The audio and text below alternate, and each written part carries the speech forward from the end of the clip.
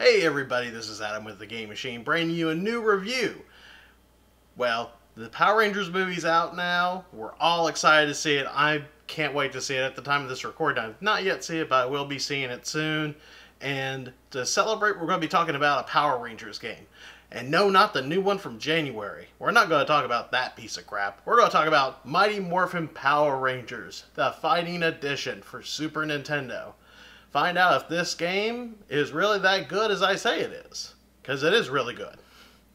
Well, actually, I just already told you if it's good or not. But anyways, watch the review to find out more. So let's game on. It's Morphin time!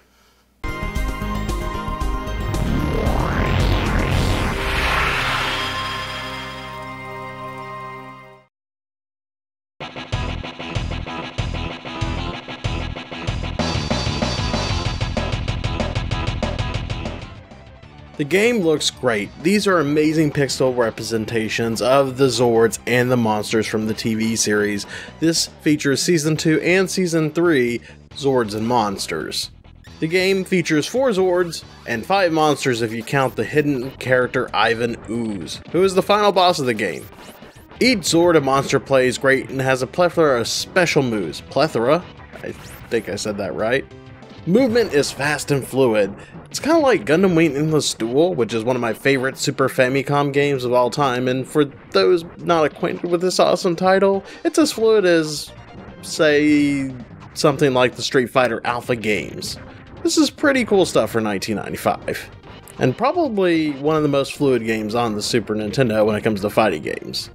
Music and sound effects are done pretty well, like the Power Rangers theme is always rockin'. Go go Power Rangers, da da da da da da, go go Power Rangers, da da da da da, go go Power Rangers, you Mighty Morphin Power Rangers. Yeah! Okay, so there's no lyrics, but, you hear the theme and the song gets stuck in your head, and you sing terrible like me, because why wouldn't you? The other soundtrack is okay, the rest of it's fine. The sound effects are pretty good, and are great 16-bit representations of what the sound effects would have been from the show. Kudos to them for that. While there's not very many modes here, you got the fighting, versus, and trial mode, so it's not a huge list, but it was the early 90s and most fighting games didn't have a ton of modes, so for what it is, it's not too bad. So is there anything else left to say about this game? Well, a couple of things.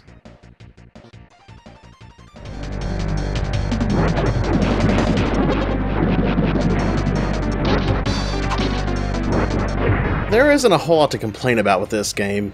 It's pretty basic and doesn't have a ton to offer, so it's best played with a friend if you can. I mean, you'll end up beating the story mode, which is basically just an arcade mode, in less than 20 minutes.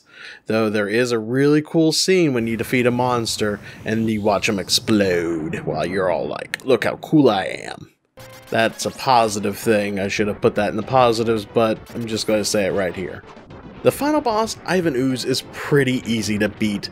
You just hit him with a really heavy attack, block, hit him again with a heavy attack, block, hit him with a heavy attack, block, and so on and so on.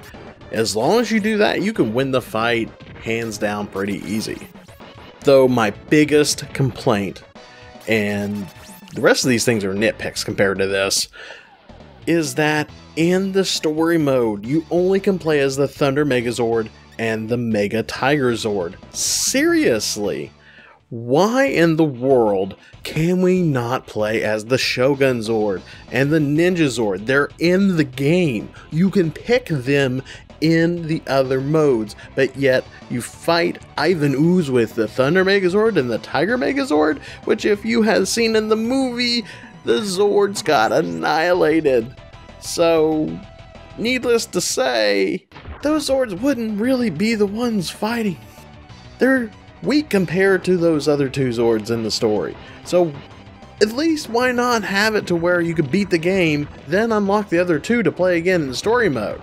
But no, they don't even offer that. I mean, that's the most annoying thing about this game, is that they don't offer that option.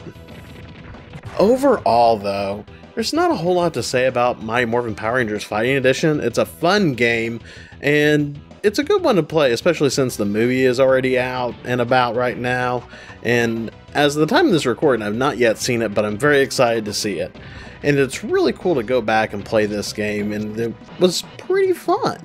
Though it's more fun if you had somebody to play with and, you know, taunt and kick, but I mean, it's a basic fighting game. It's a really well-made fighting game, and if you got some friends over, just pull this out and play it. You won't regret it.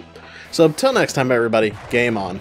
Oh, by the way, don't forget to share this video and subscribe to the channel for more great content. Later, guys. Now, we're not going to talk about that piece of crap. We're going to talk about a good game. That's right, kids. There's good Power Ranger games. And this is Mighty Morphin Power Rangers Fighting Edition for the Super Nintendo. So, oh, I had that backwards.